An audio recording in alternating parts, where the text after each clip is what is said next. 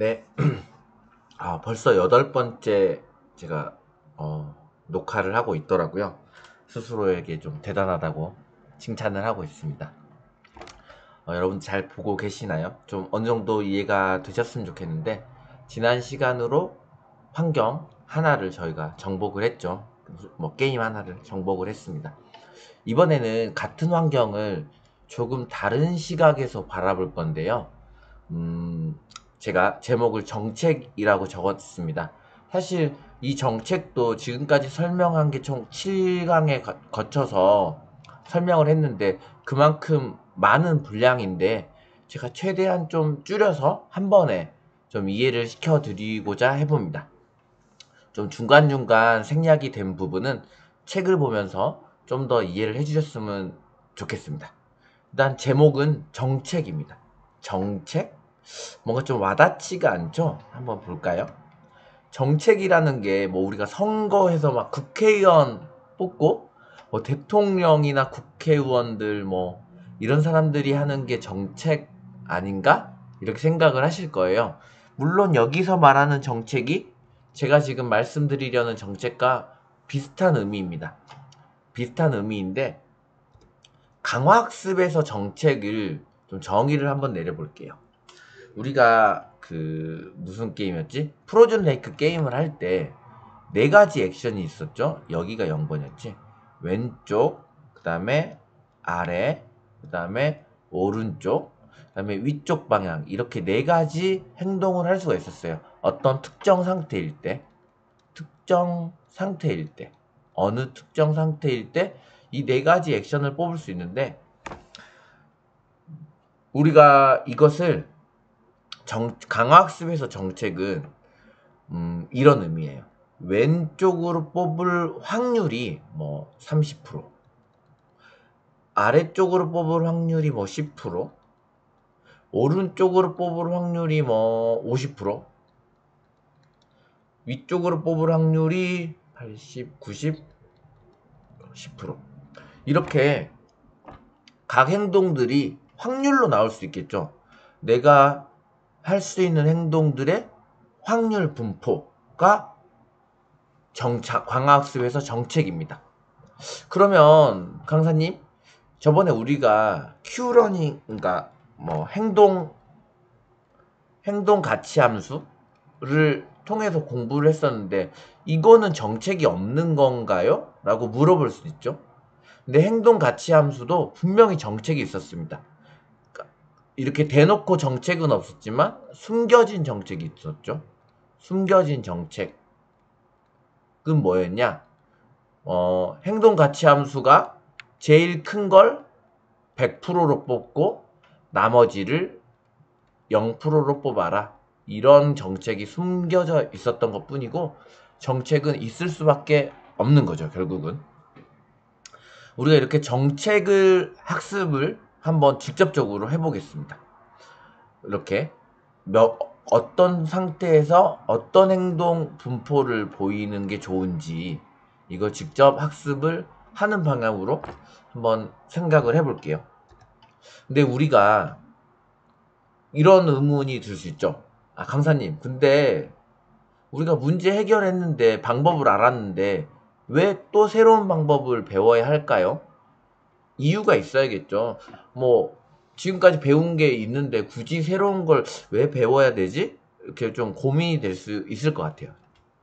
근데 우리가 살아가면서 꼭 한 가지 답이 있는 경우가 별로 없거든요. 여러 가지가 동시에 답이 될 수 있어요. 왼쪽으로 가는 거, 오른쪽으로 가는 거, 둘 다 답이 될 수 있는 경우가 분명히 있습니다. 그런데 우리가 배운 가치함수 기준으로 최대값을 찾아가는 말은, 가치함수가 최대인 것만 찾아간다는 거는, 물론 우리가 탐험을 하긴 합니다. 탐험을 하긴 하지만 이 탐험은 아주 제약적이죠. 상태가 굉장히 많아. 수십만 가지 정도 되는 상태가 된다고 하면 이 탐험의 가치는 조금씩 희석될 거예요. 줄어들 수밖에 없죠. 결국은 이 가치함수가 높은 방향으로 계속 따라갈 텐데, 우리 그러면은 가치함수가 높은 거만 100% 뽑으니까 이런 환경, 이런 정책을 그리디하다고 하거든요. 욕심쟁이다. 너 지금 바로 앞에 있는 것만 보고 행동하는 그런 욕심쟁이 정책이 조금 안 맞는 문제들이 있을 수 있다는 거죠. 한 예로 우리 가위바위보 게임을 한다고 가정을 하면 결국은 이 게임의 정책은 가위 33.3%, 바위 33.3%, 보호 33.3% 내는 게 가장 현명한 게임하는 방법이 될 거예요. 뭐 물론 상대방이 어떻게 수를 내고 이런 거에 따라 다르겠지만 결국은 3분의 1, 3분의 1, 3분의 1 확률을 내는 게 가장 좋은 정책일 텐데 우리가 이렇게 어떻게 가치함수 가장 높은 것만 따라가다 보면 그런 정책을 학습할 수가 없겠구나라고 생각을 할 수가 있죠. 이렇게 한 길만 고집하는 정책은 좀 문제가 있을 수 있으니까 다른 정책, 다른 방법도 배워보자 이런 의미에서 정책을 직접 컨트롤 한번 해보려고 합니다. 그리고 두 번째 문제가 이 두 번째가 사실 더 크리티컬합니다. 이거는 우리가 탐험이라는 걸 만들어서 좀 어느 정도 커버를 했습니다.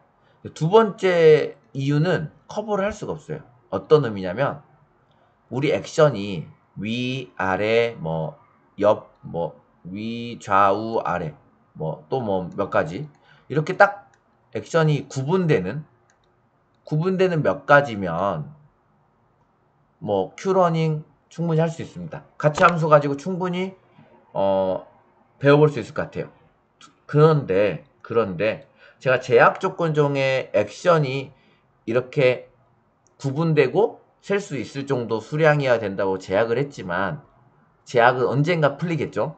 제약은 분명히 언젠가 제가 풀을 건데 그때가 되면 액션이 이렇게 연속적으로 나와요. 뭐 0.00001, 0.00002, 뭐 0.3, 뭐 0.5 이렇게 액션이 수십만 개 이상이겠죠. 무한대겠죠. 무한대. 이 사이사이의 값들을 다 액션의 숫자라고 센다면 무한대의 액션이 나올 텐데 이때는 우리가 가장 큰 액션이 뭐라고 선택해서 따라가기가 어렵다 이거죠. 이 제약 조건을 풀 때는 도저히 방법이 없기 때문에 미리 이 정책에 대해서 공부를 해두면 나중에 이런 제약 조건이 풀었을 때도 우리가 강화학습을 풀 수 있을 것 같아요. 그러면은 바로 한번 생각을 해볼게요. 이 정책이라는 건 결국 칭찬이라고 저는 생각을 합니다. 이렇게 제가 3명, 뭐, 이게 수비, 뭐, 미드필더 1, 미드필더 2, 뭐, 공격수, 이렇게 3명을 뒀다고 가정을 할게요. 축구선수가 누가 그러더라고요. 축구선수가 12명인 거 이거 말이 되냐고. 뭐, 이게 설명하려고 어쩔 수 없이 같은 수를 넣다 보니까 12명이 됐는데 이해해 주시기 바랍니다. 첫 번째 방법. 첫 번째로는, 우리가 했을 때, 슛을 했을 때, 골이 됐어. 그러면 이 사람을 칭찬하면 되겠죠? 칭찬을 하면 됩니다. 칭찬을 한다는 의미가 이제 정책에서는 이 사람한테 패스할 확률을 높여주면 되겠죠? 확률을 높여주면 됩니다. 근데 여기서 이제 저희가 확률이라고 말하는 순간 하나 눈치를 채셨으면 좋겠는데 이 사람한테 확률을 높여준다는 의미는 결과적으로 이 두 사람이 패스를 받을 수 있는 확률은 줄어드는 거겠죠. 왜냐하면 확률의 합은 1이니까. 그렇기 때문에 이 사람에게 패스할 확률을 높여준다는 거는 결국 이 사람이 패스 받을 확률은 좀 떨어진다. 뭐 이것을 생각해 주시면 좋겠어요. 예를 들어 볼까요? 우리 여기가 그러면 다 초기 값은 4분의 1, 4분의 1, 4분의 1로 초기화 됐다고 가정을 할게요. 이렇게 다 그렇게 가정됐는데 여기도 마찬가지겠죠. 4분의 1, 4분의 1, 4분의 1, 4분의 1. 근데 이 상태에서 오른쪽으로 가는 행동을 했더니 성공을 했습니다. 리워드를 1점 받았네요. 그럴 경우 이것을 조금 올려주는 거죠. 뭐 러닝 레이트, 그러니까 우리 학습률 개념을 바로 도입을 할 거예요. 뭐 예를 들어서 뭐 이거 곱하기 0.01 해서 4분의 1 더하기 0.25 더하기 0.01 하면 0.26이 되겠죠. 그러면 문제는 이 0.26이랑 나머지 다 더하면은 1이 넘을 거예요. 그럼 어떻게 해주냐? 이 값들을 다 더해서 나누기 각각으로 나눠주면은 결국 합이 1이 되겠죠. 이런 식으로 업데이트를 해줄 겁니다. 자, 그런데 우리가 이걸 계속 업데이트를 하면, 책을 혹시 보셨으면 알겠지만 결국은 이 상태밖에 업데이트가 안 돼요. 어떤 의미냐면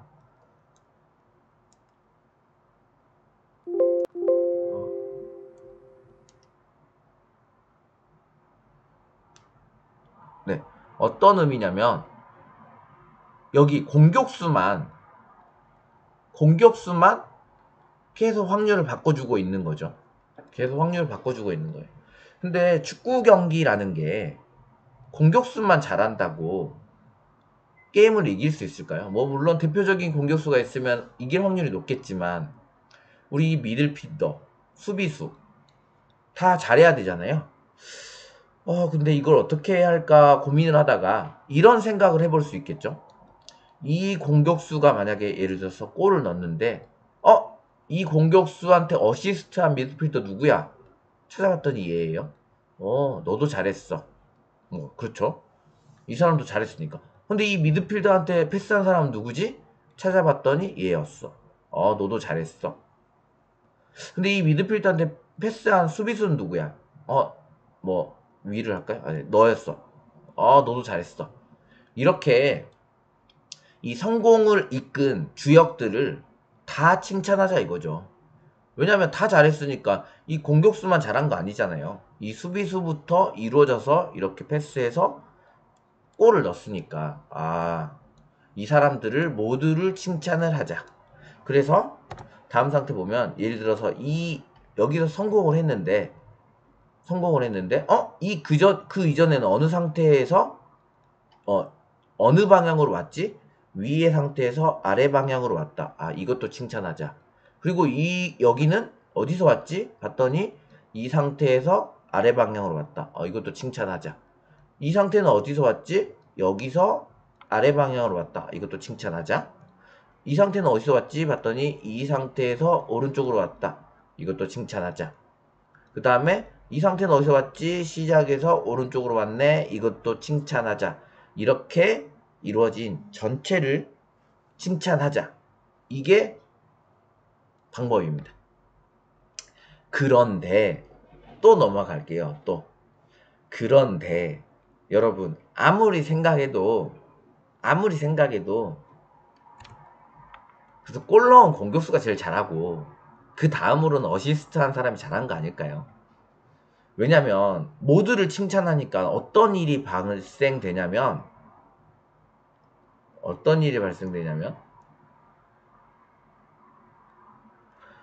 여기서 이렇게 패스했다가 백패스를 했어요. 이 사람한테 패스했다가 이 사람이 이 사람한테 패스했어요. 이 사람이 이 사람한테 패스했어요. 이 사람이 이 사람한테 패스했어. 이렇게 막 수십 번 패스를 했겠죠. 막 이게 한 번에 골로 이어지지는 않았겠죠. 뭐 이렇게 갔다 이렇게 갔다 이렇게 갔다 이렇게 갔다 엄청나게 패스하다가 결국은 이 사람이 골을 넣었어. 그러면 여기 있는 거 다 칭찬한 골이 되잖아요. 뭐 물론 다 칭찬받아 마땅하겠죠. 하지만 골에 실질적으로 도움을 준 사람을 찾아내는 게 어렵겠죠. 그리고 우리가 미래 가치를 배웠듯이 이런 걸 허용하게 되면 이렇게 모든 사람을 다 똑같이 칭찬을 하게 되면 어떤 일이 일어나냐면 이 사람이 예를 들어서 전반 시작한 지 뭐 10분 만에 골을 넣은 거랑 끝날 때까지 이렇게 패스만 하다가 골을 넣은 거랑 똑같다는 거죠. 가치가. 뭐 물론 한 골의 가치는 똑같긴 하지만 이왕이면 빨리빨리 넣는 게 좋은 거잖아요. 그래서 미래 가치를 여기서도 도입을 할 거예요. 그래서 연놈을 제일 칭찬을 하고 그 다음으로 그 다음으로 패스해주는 애, 그 다음으로 패스해주는 애처럼 이렇게 미래 가치를 곱해줄 거다. 그래서 업데이트를 해주겠다라는 개념을 좀 추가할 거고요. 수식은 거의 보여드리지 않겠습니다. 다음에 한꺼번에 마지막에 보여드릴게요. 근데 뭐 물론 이렇게 뭐 러닝레이트 곱해서 이렇게 해주시면 됩니다. 러닝레이트란다. 미래가치 할인율 곱해서 똑같이 해주시면 돼요. 근데 이제 마지막 이 정책에서 가장 중요한 한 가지가 있는데요. 예를 들어서 얘가 아주 유망한 축구 선수예요. 유망해요. 그래서 가운데 있겠죠. 골을 진짜 잘 넣는 원탑, 아주 잘 넣는 공격수입니다. 하지만 얘는 조금 뒤처진 공격수예요.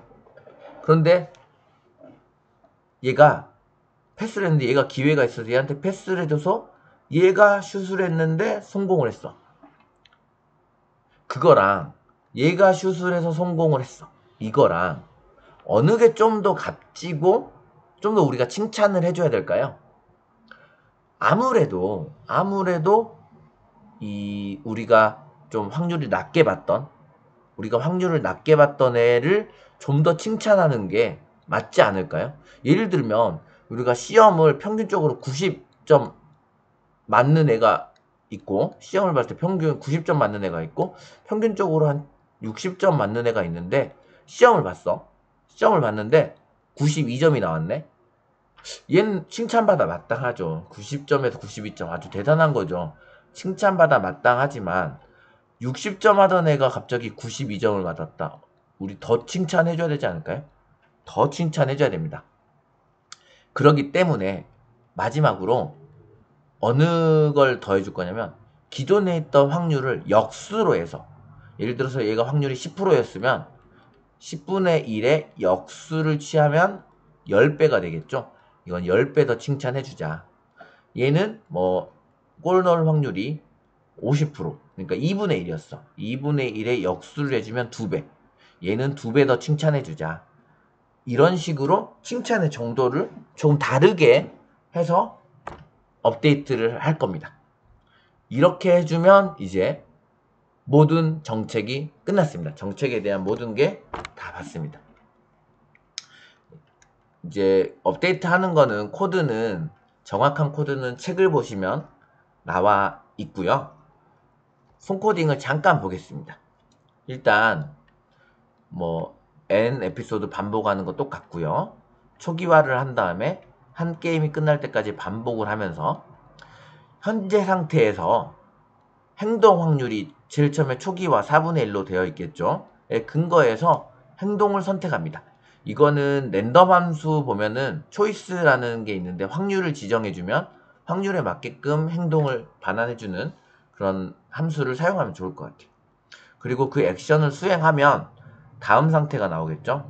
다음 상태가 나오고 보상이 나오고 게임이 끝났는지 안 끝났는지 그다음에 정보 이렇게 네 가지가 나오는데 현재 상태 여기 제일 처음에 현재 상태 그 다음에 내가 무슨 행동을 했는지 그 다음에 보상을 얼마를 받았는지 그 행동으로 인한 보상이 얼마였는지 그 다음에 그리고 그 보상을 받고 난 다음 상태는 무엇인지 그 다음에 게임이 끝났는지 안 끝났는지를 다 저장을 합니다. 어떤 리스트를 만들어서 저장을 하면 되겠죠. 파이썬에서는 리스트가 이렇게 대괄호로 묶여 있으니까 거기에 저장을 다 한 다음에 그 다음에 다음 상태를 현 상태로 업데이트 한 다음에 게임을 계속 이렇게 반복을 하면 됩니다. 반복을 하겠죠. 그러다 게임이 끝나면 이 저장된 메모리를 거꾸로 반복합니다. 왜냐면 우리가 보시면 알겠지만 여기서부터 칭찬을 해갈 거잖아요. 여기서 잘했으면 얘 칭찬하고 다음으로 패스한 놈 누구야? 그 다음에 얘를 칭찬할 거고 그 다음에 패스한 놈 누구야?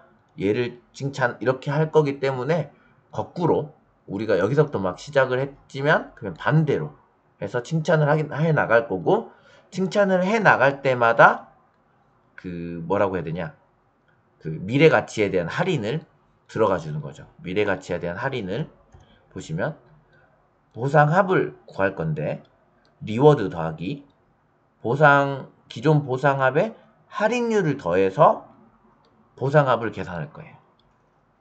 그렇게 할인율을 곱하면 점점 줄어들겠죠. 그 다음에 해당 상태, 해당 행동. 그러니까 저장을 해놨겠죠. 어떤 상태에서 무슨 행동을 했는지. 예를 들면 여기서 이 세 번째가 얘한테 패스했다. 이걸 저장을 해놓은 거죠. 그것을 다 그 확률을 조금씩 업데이트를 하는 거죠. 업데이트 어떻게 한다? 기존 확률에 학습률 곱하기 보상합. 보상합이 얼마인지 알 수 있겠죠. 보상합의 반대, 이거 꼭 기억을 해 주실게요. 현재 할 수 있는 확률의 역수를 나눠서, 그러니까 역수니까 그러니까 곱해주는 거고, 역수면 이게 그냥 나누기 확률하면 되겠죠. 이렇게 해서 업데이트를 해주면 된다. 이렇게 하면 됐습니다. 그러면은 잠깐 학습된 상태를 잠깐만 보겠습니다. 이게 프로즌 레이크 제일 마지막 이제 보시면은 슬리퍼리더 트루로 만든 최종 상태거든요. 거기서 이렇게 학습을 했더니 이런 확률 분포가 나왔고요. 보시면 다 더하면 1인 걸 아실 수 있습니다. 다 더하면 1이고 이것도 다 더하면 1이 나올 겁니다. 또 1이고 이렇게 이런 확률 분포로 움직이는 에이전트를 보시면 되고요. 총 3만 번 중에 6,000번 해서 21% 정도 성공을 했고, 보시면 알겠지만 처음에는 조금 못하다가 우리 2만 번 이후부터 조금 기하급수적으로 좀 증가를 하기 시작하더니 한 2만 5천 번 이상부터는 약 한 70% 평균 한 70% 정도로 성공을 하는 것을 보실 수 있습니다.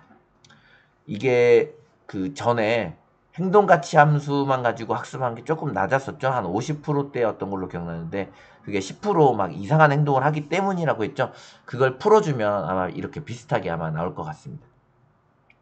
이렇게 모든 이제 정책을 우리가 같이 배워봤고요.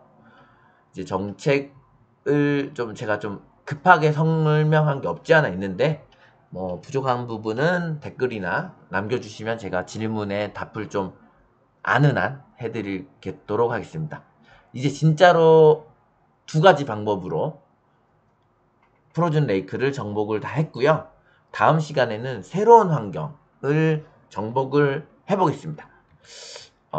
맛보기를 한번 보여드리면 뭘 할 거냐면 오픈AI 심의 대표적인 게임이에요. 대표적인 게임으로 인바이러먼트 보면 카트폴이라는 환경을 이제 정복을 같이 해보도록 하겠습니다. 간단하게 설명드리면 우리 막대 균형 잡는 거 우리 어릴 때 많이 해봤죠. 이렇게 볼펜 같은 거 세워서 균형 잡는 거. 그 문제를 해결할 거고요. 이거의 가장 큰 문제점을 미리 말씀드릴게요. 이제 그 제약 조건 하나 더 풀 건데 상태의 수가 이게 연속적이거든요. 상태가. 그래서 상태의 수가 수십만 가지, 수천만 가지 결국 무한대의 상태를 가지게 돼요. 이럴 때 과연 우리는 어떻게 풀까? 한번 같이 고민을 해보셨으면 좋겠고요. 다음 시간에 같이 만나겠습니다. 시청해주셔서 감사합니다.